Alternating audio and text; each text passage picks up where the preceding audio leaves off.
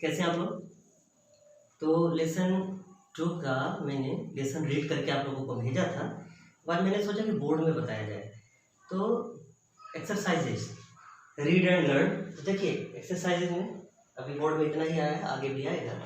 तो बात ये आती है कि बहुत सारे बच्चों को लगता है कि ये तो एग्ज़ाम में नहीं आता है, तो इसको हम क्यों पढ़ें। तो हम आपको बताना चाहते हैं कि सबसे पहली बात तो हमें अंग्रेजी रटना नहीं, सीखना है। और जब हम बार बार किसी चीज़ की प्रैक्टिस करेंगे तभी वो हमारे लिए आसान रहेगा। तो ये एक्सरसाइज देख रीड एंड लर्न, पढ़ें और याद करें। ये दिया गया है स्प्लेंडिड। देखिए ये जो दिया गया है सब स्मॉल लेटर से स्टार्ट है। तो मैं आपको बताना चाहता हूँ कि ऐसी चीज़ें हमेशा चाहे वो सिंगुलर प्लूरल हो चाहे जेंडर हो, जब ये एक्सरसाइज में आते हैं तो ये स्मॉल लेटर से स्टार्ट होते हैं। तो इनके अर्थ को हमें जानना है। अगर आप लोग नोट करना चाहेंगे तो नोट कर लीजिएगा। स्प्लेंडिड पहले एक बार प्रोनाउंसिएशन भी साथ में हो और उसका उच्चारण भी। स्प्लेंडिड का मतलब होता है शानदार।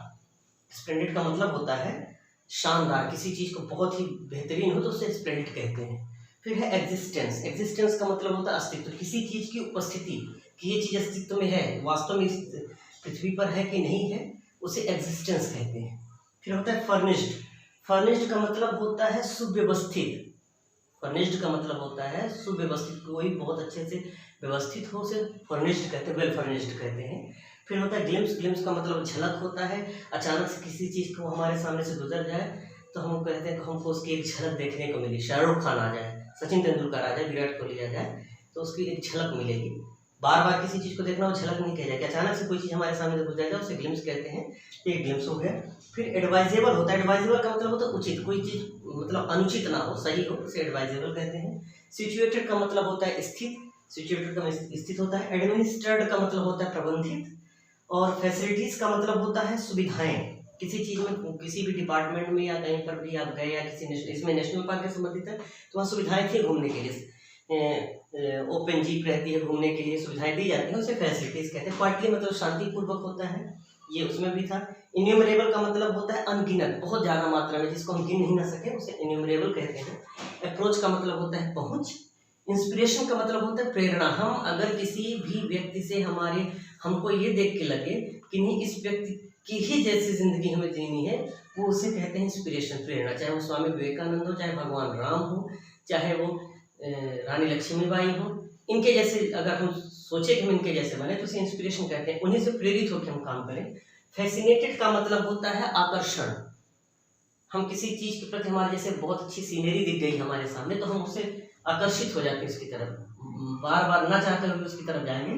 फैसिनेटेड का मतलब होता है आकर्षण। इंस्ट्रक्टेड का मतलब होता है निर्देशित। इंस्ट्रक्शंस निर्देश, और इंस्ट्रक्टेड का मतलब होता है निर्देशित। अब फ्लोरा एंड फाना का मतलब होता है, देखिए ये बाइनोमियल्स कहे जाते हैं। नेक्स्ट अगला आपका आएगा बाइनोमियल्स। तो फ्लोरा एंड फाना का मतलब वनस्पति और जीव। जो जीव जंतु होते हैं जंगलों में, दोनों चीजें पाई जाती हैं, पेड़ पौधे भी पाए जाते हैं, जंगली जानवर भी पाए जाते हैं। दोनों कॉमन रूप से एक साथ क्या कह दिया जाता है, फ्लोरा एंड फाना।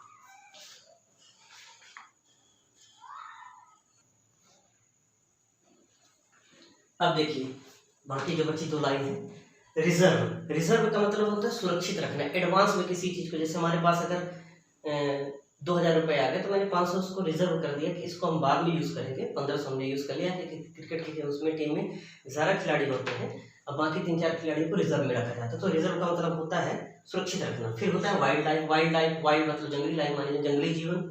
रेंस, REIGNS, रेंस मतलब इसका उच्चारण जी वगैरह साइलेंट रहता है। रेंस का मतलब होता है शासन काल, तो शासन। तो रेंस का मतलब होता है शासन। मैमल्स का मतलब होता है स्तनधारी। स्तनधारी जीव वो जीव होते हैं जो बच्चे पैदा करते हैं, गाय भैंस इंसान। और जैसे जो अंडे वगैरह देते हैं वो स्तनधारी के अंतर्गत नहीं आते हैं। क्रिएटेड का मतलब होता है सृजित या किसने बनाया। अगर हमने कोई आर्ट बनाया तो this picture is created by me, या this craft is created by me, इसे मैंने ही बनाया है, मैंने बनाया। तो क्रिएटेड मतलब सृजित करना या बनाना। टूरिज्म का मतलब होता है पर्यटन। टूरिस्ट का मतलब होता है पर्यटक। और नेशनल पार्क मतलब आप जैसा कि जानते हैं राष्ट्रीय उद्यान। स्क्वायरल का मतलब होता है गिलहरी। तो ये थी आपकी जानकारी। अब देखिए इसके बाद डिक्शनरी वाली चीज़ है, उसका अगला वीडियो आएगा। ज़्यादा बड़ा वीडियो नहीं रहेगा जिससे डाटा भी ज़्यादा खर्च ना हो।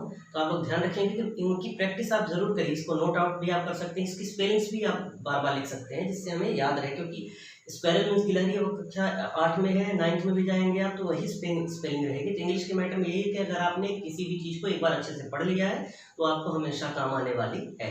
तो आप लोगों को wish you happy Diwali. Next video हो सकता है कल आए, नहीं परसों आए। आप लोग दिवाली को अच्छे से एंजॉय करिए, सुरक्षित रहिए। Thank you.